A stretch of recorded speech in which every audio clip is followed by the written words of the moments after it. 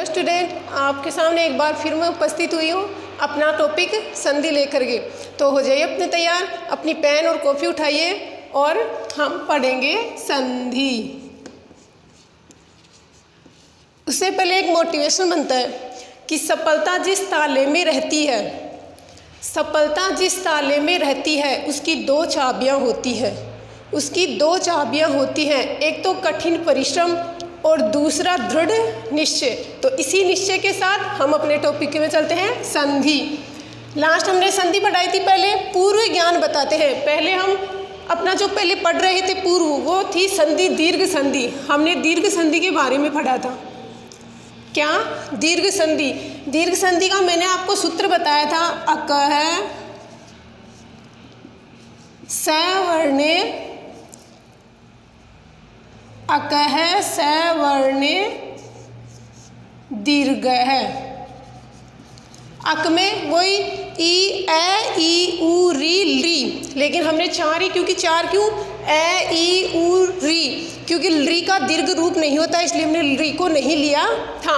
Seven यानी सम्मान वर्ण होने के बाद में क्या आदेश हो जाता है? दीर्घ आदेश हो जाता है। मतलब ए, ई, उ और री के बाद सम्मान सवर्ण, समान सवर्ण होने पर क्या आदेश हो जाता है? दीर्घ आदेश हो जाता है। समान सवर्ण कौन से? ए, ई, उ, री, ली, यानी दीर्घ हो या ऋस्व हो, कोई सा भी हो, समान सवर्ण होना चाहिए और उसका दीर्घ आदेश प्राप्त हो जाता है। इसमें हमने ए के उदाहरण कर लिए थे, ई का उदाहरण कर लिया था और एक उ का उदाहरण लिखा था मैंने लास्ट में, भानुदय, भानुदय, भानुदय, ये उदाहरण लिखा था और आपको बताया था क्या कि भानुधन उदय। अब देखते हैं कि हमारा संधि वाला कार्य हो रहा है कि नहीं। कि प्रथम वर्ण में ए, ई, उ, री, चारों वर्ण में से एक वर्ण होना चाहिए, तो इसमें उ है, और बाद में सम्मान सवर्ण ए, ई, उ, री होना चाहिए, तो बाद में भी यहाँ उ है तो यहाँ भी उ ही है। मतलब हमारी दीर्घ संधि हो रही है, तो इन दोनों के स्थान पर दीर्घ आदेश हो जाता है। मतलब इस उ और इस उ के स्थान पर दीर्घ उ आदेश हो जाता है, तो रूप बनता है भानुदय। ऐसे ही एक है विष्णुदय, विष्णुदय। संधि विच्छेद करेंगे, विष्णुधन उदय।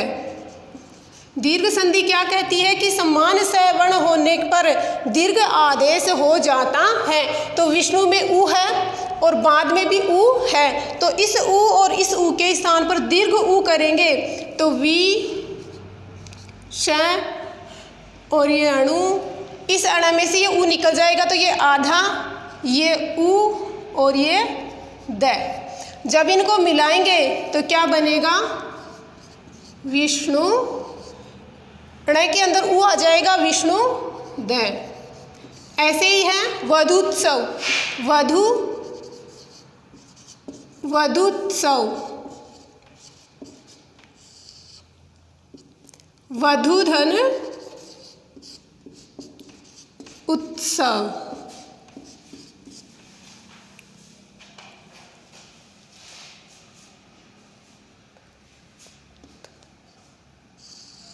वधूत्सव वही दीर्घ संधि का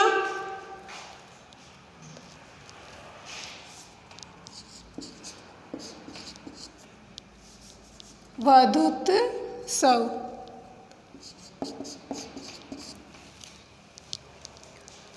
संधि विच्छेद किया, उ और उ दीर्घ हो गया, तो वधूधन उत्सव।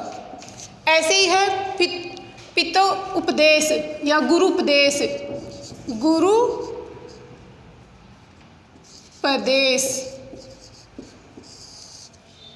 गुरुधन, ये छोटा रू आएगा, गुरुधन उपदेश, गुरुधन उपदेश। गुरु रे में उ है और बाद में उ है, समान सवर्ण हुआ, यहाँ उ है तो यहाँ द्वितीय पद में भी उ ही है, तो इस उ और इस उ के स्थान पर दीर्घ उ आदेश हो जाता है। दीर्घ उ आदेश होने पर गुरु उपदेश रूप बनता है। ये हमारे उ के उदाहरण हुए।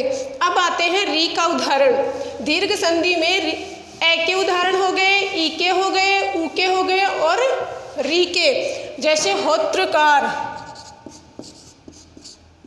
होत्रकार। पहले अकह सवर्ण दीर्घ कि ए ई उ री के बाद समान सवर्ण ए ई उ री हो तो दीर्घ आदेश प्राप्त हो जाता है। हम इसका संधि विच्छेद करते हैं। होत्र धन ऋकार, होत्र धन ऋकार। देखते हैं कि हमारी संधि का नियम लग रहा है कि नहीं। तय में री है और द्वितीय पद में भी री है, मतलब इस री और इस री के स्थान पर दीर्घ री आदेश हो जाता है। दीर्घ री आदेश होने पर तय, तय में से री को निकाला, तय आधा, और री, इस री के स्थान पर यह दीर्घ री होएगी और बचा कार। जब इनको मिलाएंगे तो होगा होत्र कार। ऐसे ही पितृ ऋणम, पितृ ऋणम, वही संधि विच्छेद, पितृधन ऋणम। एक और है वही कि री और री दीर्घ री हो गई तो पितृ ऋण रूप बन गया। अब है कर्तऋणम, कर्तऋणी। इसी का संधि विच्छेद करेंगे तो क्या होगा, कर्तधन, कर्तधन ऋणी। वही री और री के स्थान पर दीर्घ री,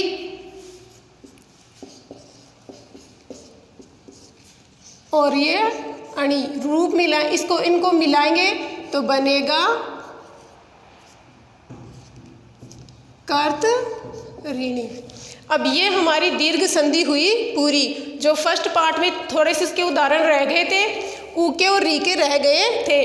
अब हमारी दूसरी संधि आती है गुण संधि। दीर्घ संधि हमने पढ़ी कि अकह सवर्णे दीर्घ है, कि अक के स्थान, अक कि प्रथम पद में ई उ रील री हो और द्वितीय पद में भी समान सवर्ण ई उ रील हो तो दीर्घ आदेश प्राप्त हो जाता है। अब आती है अपनी गुण संधि। गुण संधि विधायक सूत्र क्या है, आद गुण है, आद गुण है। आद गुण है मतलब आदि का गुण आदेश हो जाता है। अब देखो इसकी परिभाषा क्या होती है कि जब ए या आ के बाद, ए या आ के बाद मतलब प्रथम पद में ए या हो, ए हो या आ हो, तो ए या आ के बाद क्या हो, ई। अब देखना ई ऋषु भी हो सकती है, दीर्घ भी। ऋषु दीर्घ मतलब छोटी भी हो सकती है, बड़ी भी। ई उ री और री, इसमें री लेंगे। दीर्घ संधि में री का दीर्घ रूप नहीं था इसलिए उसको छोड़ दिया था। अब देखो एक मिनट कि ई छोटी भी हो सकती है, बड़ी भी हो सकती है। उ छोटा भी हो सकता है, बड़ा भी हो सकता है, और री छोटी भी हो सकती है, बड़ी। वैसे ही ये री। तो जब ए या आ के बाद ई उ री आए तो, आए तो अब क्या होगा, आए तो ई या दीर्घ ई का ए, उ का ओ, री दीर्घ या ऋष्व का अर, और री का अल गुण आदेश हो जाता है, गुण आदेश हो जाता है। एक बार इधर देखो क्या कि एक छोटा सा रूप लेते हैं इसका। ए हो प्रथम पद में या आ हो, कहाँ प्रथम पद में ए हो या आ हो, और फिर द्वितीय पद में ई उ री और री। ये प्रथम पद और ये द्वितीय पद। प्रथम पद में ए हो या आ हो और द्वितीय पद में ई उ री ली हो तो गुण आदेश हो जाता है। गुण क्या कि अगर ई होगी तो उसके स्थान पर क्या होगा ए, अगर उ होता है तो उसके स्थान पर क्या होगा ओ, और री होता है तो उसके स्थान पर क्या होगा अर, और री होता है तो उसके स्थान पर क्या होगा अल हो जाता है। ये अपनी शॉर्ट है क्या कि गुण संधि क्या कहती है। एक बार दोबारा देखो इसकी परिभाषा कि जब प्रथम पद में ए या आ हो, प्रथम पद में तो क्या हो ए या आ हो और द्वितीय पद में ई उ री बता दिया है, छोटी बड़ी हो सकती है। ई उ री हो तो ई के स्थान पर क्या हो जाएगा ए, उ के स्थान पर ओ और री के स्थान पर और री के स्थान पर अल हो जाता है। अब इसका एक उदाहरण लेते हैं, गुण संधि का उदाहरण लेते हैं। जैसे देवेंद्र, अब इसका संधि विच्छेद करेंगे। देवधन इंद्र, देवधन इंद्र, हमने इसका संधि विच्छेद कर दिया। अब देखेंगे कैसे, एक बार देखो कि क्या कि प्रथम हमारी संधि कह क्या कर रही है, यानी इसका रूप क्या, परिभाषा क्या कर रही है कि ए आ के बाद में क्या होना चाहिए ई उ री और ली। अब प्रथम पद में ए या आ ए है क्योंकि वह में ए है और द्वितीय पद में इन चारों वर्णों में से एक वर्ण है, कौन सा ई, तो ई के सामने पर हमने क्या बनाया था ए और री के अल के। अब ये हमारी परिभाषा, इसको देख करके हम अपने उदाहरण करते हैं। वह में ए मिला हुआ है और इस ई, मतलब ये ए आदेश इस ई के अकेले के स्थान पर ही नहीं होगा, इस जो वह है इस पर और इस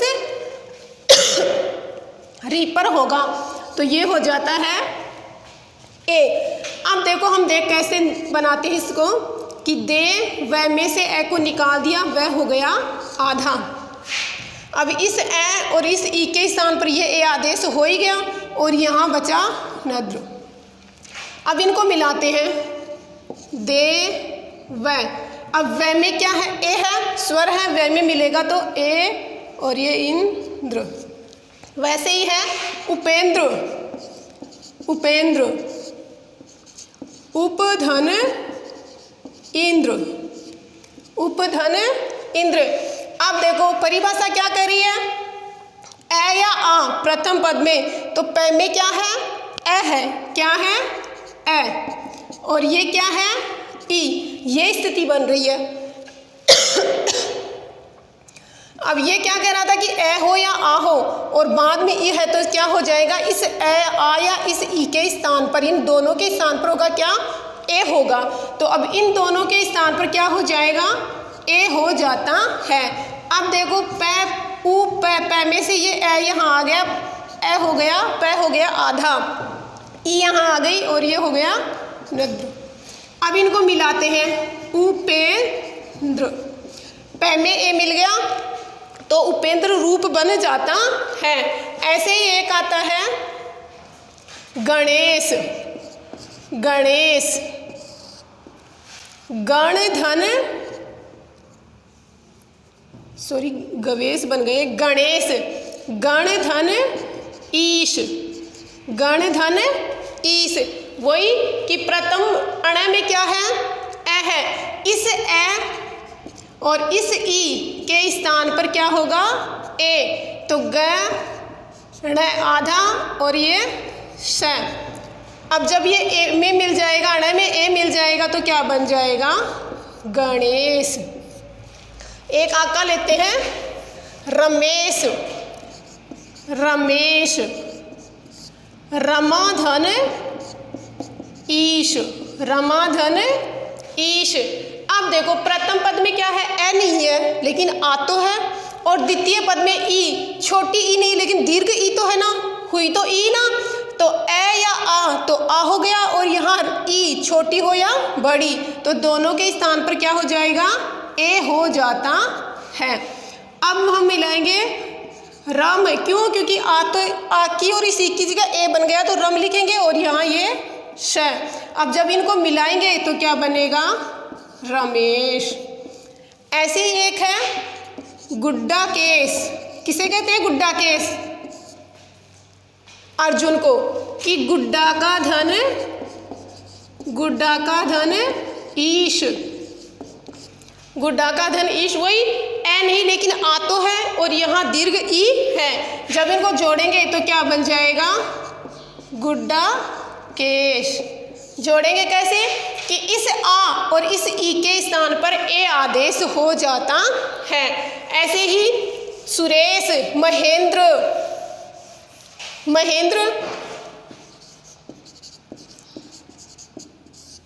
महाधन इंद्र। महेंद्र का संधि विच्छेद क्या हुआ? महाधन इंद्र। अब देखो है में आ है और ये ई है तो इस आ और इस ई के स्थान पर क्या आदेश हो जाता है? ए आदेश हो जाता है। और जब इनको मिलाएंगे कैसे? मैं है में से आ निकल गया है आधा, ई निकल गई और ये नद्र। अब इनको मिलाएंगे है, ये ए मिलाएंगे ई और ये द्र, क्या बना? महेंद्र।